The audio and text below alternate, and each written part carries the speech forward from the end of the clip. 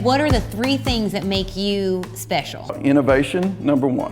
There's all this technology available to us. Why would we build our distillery and make it look 100 years old? That's what people like to do. They build a brand new distillery, make it old-timey, and they try to do things the old-fashioned way. For us, we said, why not let the technology of the day Make it better. Make it better, make it more consistent. So we use a software called Ignition. And what Ignition allows us to do is we can punch in the mash bill that we're making that day, and it will automatically adjust several points, like our still temperature or our cook times, cook temperatures, hold times for fermentation. All of that can be adjusted. Based on humidity, based on the temperature outside. Based on what we're making, the style of whiskey we're making. But we've taken a lot of those points and we've used technology to make that easier for us. Innovation, number 1. That's right. Okay. Number 2, collaboration. We have a restaurant at our distilleries. So we have our executive chef, and then we have our beverage director. So we've got all of these different voices that we like to bring in and taste the products when we develop them,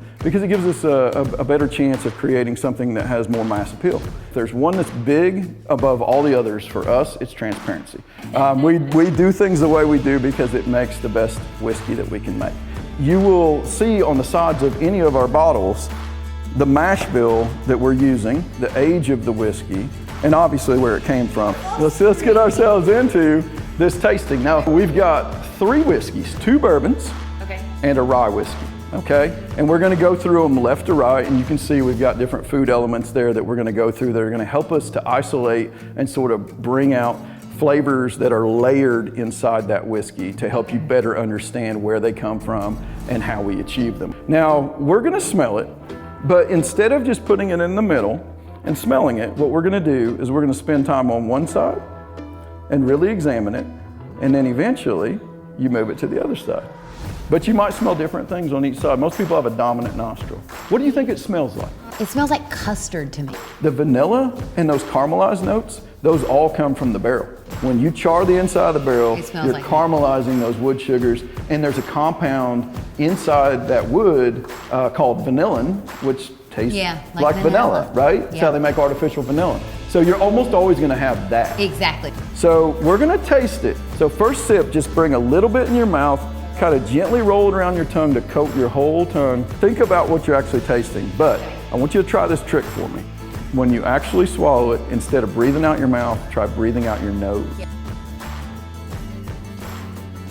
Like it finishes smooth. The texture of it is gorgeous. Yeah. It's like nice and thick. Swishing it forward to backward, my tongue, at the tip of my tongue heated up. Was suddenly like, ha! Yep, that's it. And then the back is warm, but it's not spicy in the back. Yep. So nice. That's very characteristic of a wheated bourbon. Nice. So now we're gonna taste it with our elements. So the first one is a dried apricot. Smell it, and then go immediately to your glass and smell that. Take a bite of it, then take another sip of your bourbon, and let's see if it brings out the taste a little bit more of that. So let's do this. Have a little bit of cocoa nibs, and then when you get done with that, take another sip. What you're tasting is the influence of the barrel. Now I want you to pick up the one in the middle, and I want you to smell it. It almost smells like if I ground up rye and I said, smell this rye, right?